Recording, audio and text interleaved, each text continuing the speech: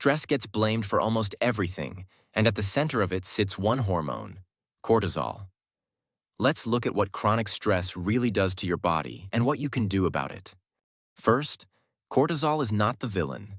It is your main stress hormone, made by two small glands that sit right on top of your kidneys. When you face a challenge, your brain flips a switch. Cortisol floods in to wake you up, sharpen your focus, and get you ready to act. It does this by releasing a burst of sugar into your blood for quick energy. This is the classic fight or flight response, and in short bursts, it is a good thing. The problem is not a quick spike. It is when the stress never switches off, and cortisol stays high day after day. Your stress system is built to turn on, then turn back off. But modern life, work, money, and constant phones can keep it running in the background. Over time, the brake that normally shuts cortisol down can wear out, so the hormone tends to stay elevated when it really should not.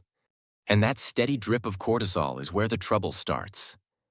Let us walk through what it does, organ by organ. Start with your heart. Stress hormones speed up your heart rate and tighten your blood vessels, which pushes your blood pressure up. Picture the chain. Your heart works harder, the pressure inside your arteries climbs, and the strain slowly builds, day after day. Keep that up for years, and it adds up.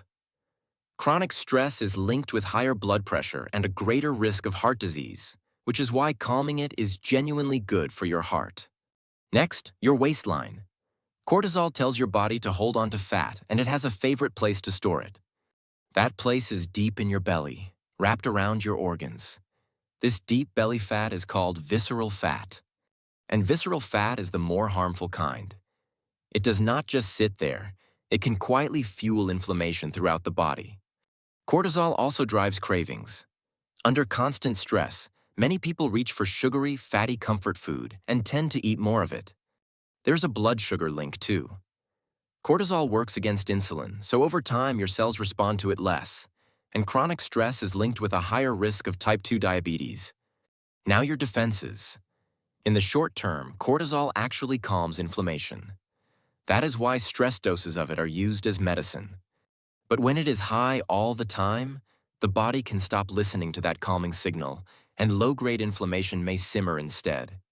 Chronic stress is also linked with a weaker response to infection.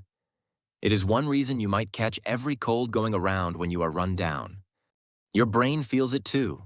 The same hormone that sharpens you in a crisis can wear you down when it never lets up. Chronic stress is closely tied to anxiety and low mood. The stress system and your emotions are deeply connected. It can fog your thinking as well. High cortisol affects the hippocampus, your brain's memory center, making it harder to focus and recall. The good news is that much of this is reversible. But when stress starts touching your mood and memory, treat it as a signal to act. Stress and sleep run in both directions. Cortisol is meant to be high in the morning and low at night to let you wind down. Chronic stress can flip that rhythm. Cortisol stays up in the evening, making it harder to fall asleep and stay asleep. And it becomes a cycle. Poor sleep pushes cortisol higher the next day, and higher cortisol makes the next night even worse. Your gut is wired to your brain as well. Under stress, digestion can slow down or speed up, leading to cramps, bloating, or an upset stomach. For some people, ongoing stress can make conditions like irritable bowel syndrome noticeably worse. So here's the good news. You can turn the dial down, and the basics work far better than any supplement. 3 habits do most of the heavy lifting. Move your body, protect your sleep, and slow your breathing. Move your body most days. Regular, moderate exercise like a brisk walk is one of the most reliable ways to ease stress. Protect your sleep. 7 to 9 hours on a steady schedule helps reset your natural cortisol rhythm. And slow your breathing. A few minutes of deep breathing, meditation, or quiet time outdoors can calm the stress response.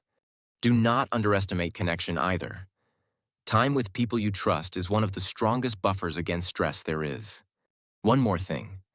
If stress feels constant, or you notice big changes like very high blood pressure or sudden weight gain, see a doctor. Because it all connects.